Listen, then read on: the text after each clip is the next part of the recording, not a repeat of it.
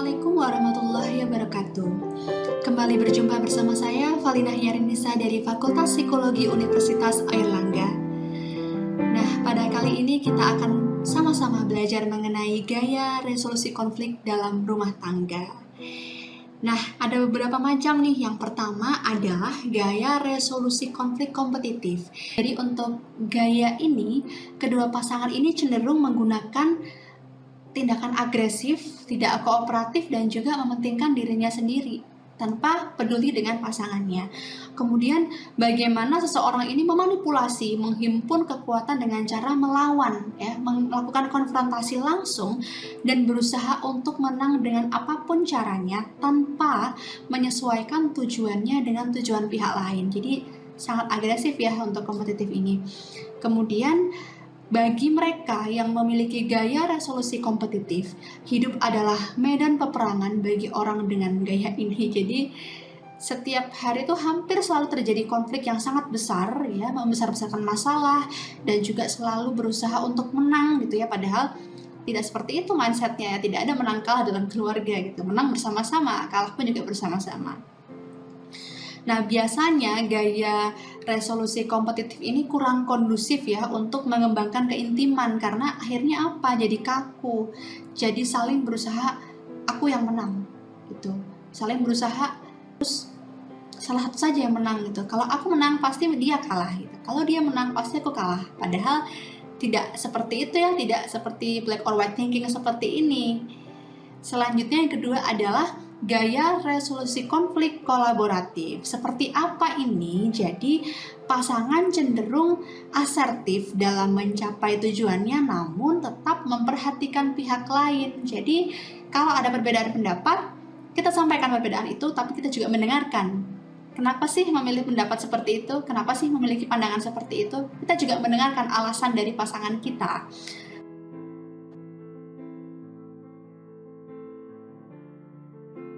Tapi sayangnya ada kecenderungan seseorang akan menjadi burnout ya pada hubungan ini karena menggunakan banyak sekali energi untuk menyelesaikan konflik. Tidak dipungkiri ya, ketika kita adu argumen, tentu ada energi yang tersalurkan juga gitu dalam mencapai mufakat, dalam mencapai kesepakatan. Dan masalah yang boleh jadi muncul dari gaya resolusi ini ya, resolusi konflik kolaboratif ini adalah seringkali terlalu powerful dan kadang-kadang menggunakan kekuatan ini untuk memanipulasi orang lain. Nah, untuk gaya resolusi konflik yang berikutnya adalah kompromi. Apa ini kompromi? Gaya kompromi ini merupakan gaya yang diantara agresi dan kooperatif. Jadi ada yang ekstrim ya, agresi, ada yang sangat kooperatif. Nah, tengah-tengahnya inilah yang dinamakan gaya kompromi.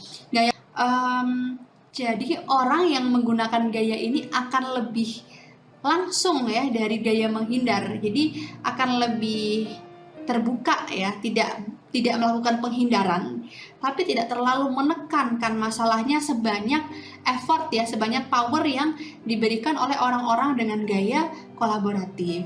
Dan kompromi ini tidak menggunakan waktu yang banyak seperti gaya kolaboratif ya, tetapi juga menekankan pada salah satu pihak-pihak yang setara. Jadi di sini adanya kesetaraan ya, baik dari pasangan maupun anggota keluarga lainnya gitu, saling mendengarkan, tapi energinya tidak sebesar gaya kolaboratif yang sebelumnya.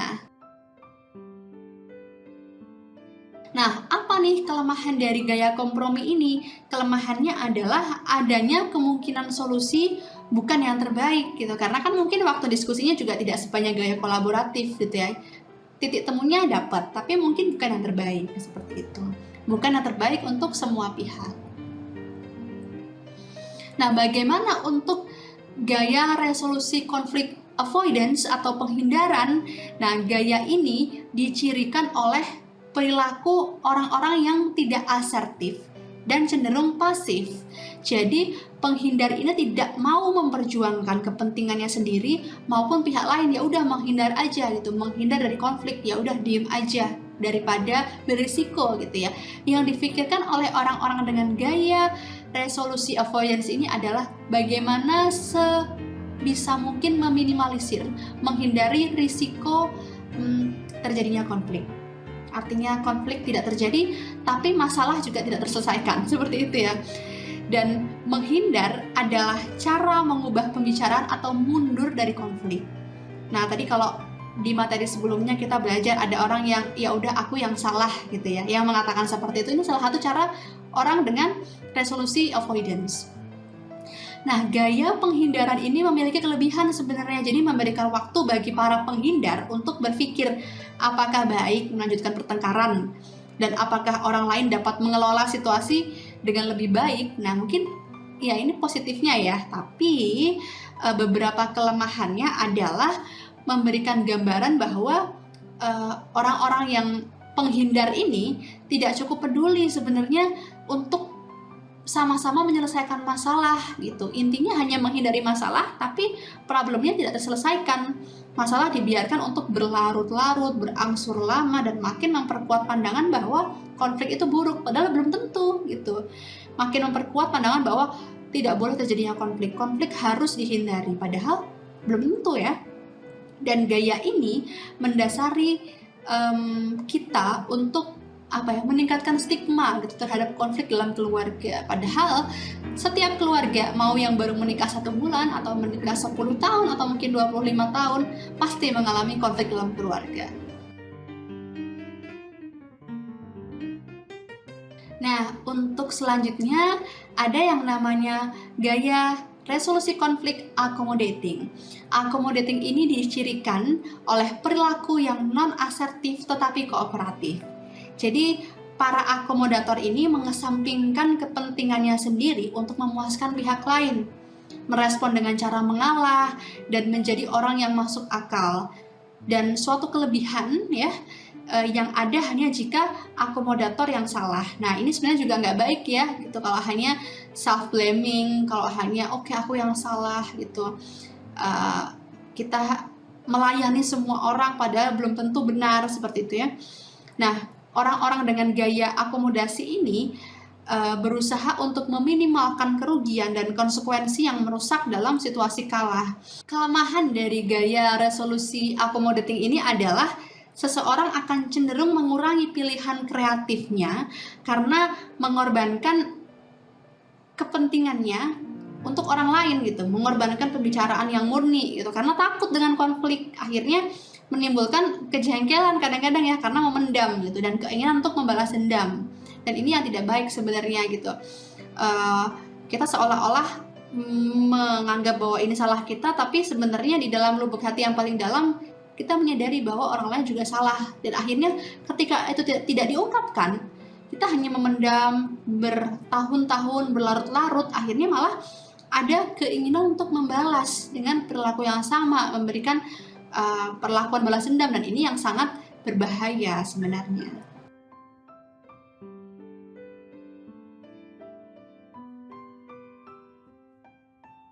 So, how do we deal with marriage conflict? Bagaimana seharusnya kita menyikapi konflik? Sebenarnya nggak ada gaya resolusi yang secara otomatis paling unggul. Tidak ada, karena masing-masing akan memiliki kelebihan dan kekurangannya dalam situasi tertentu gitu ya, di antara orang-orang yang berbeda. Dan tidak ada cara sederhana atau mudah untuk menyelesaikan konflik antar manusia gitu, karena setiap situasi harus didekati gitu ya, harus dihadapkan dengan pendekatan yang boleh jadi berbeda antar situasi dan harus dipikirkan secara hati-hati. Nah, orang-orang dalam konflik harus memperhatikan banyak sekali faktor, termasuk kepribadian orang yang terlibat, kemudian apa sih sebenarnya benefit dari bertengkar atau benefit dari konflik, dan juga tingkat investasi atau keuntungan gitu ya pada hubungan yang berkelanjutan, pada hubungan kedepannya seperti apa. Jadi ada banyak pertimbangan yang harus dilakukan gitu ya kalau memang kita memilih gaya resolusi konflik tertentu.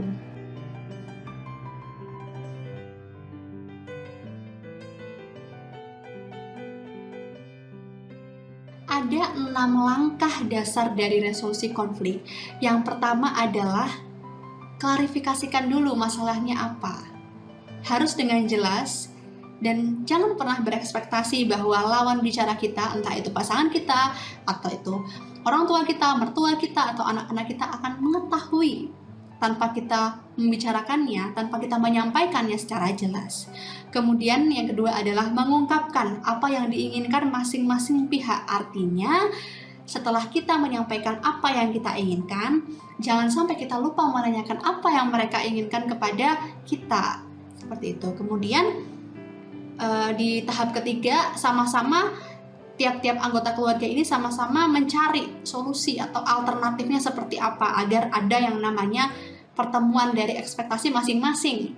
Bukan berarti tidak mungkin ya, meskipun sulit. Dari berbagai alternatif ini kita masuk ke tahap 4, yaitu putuskan negosiasinya seperti apa.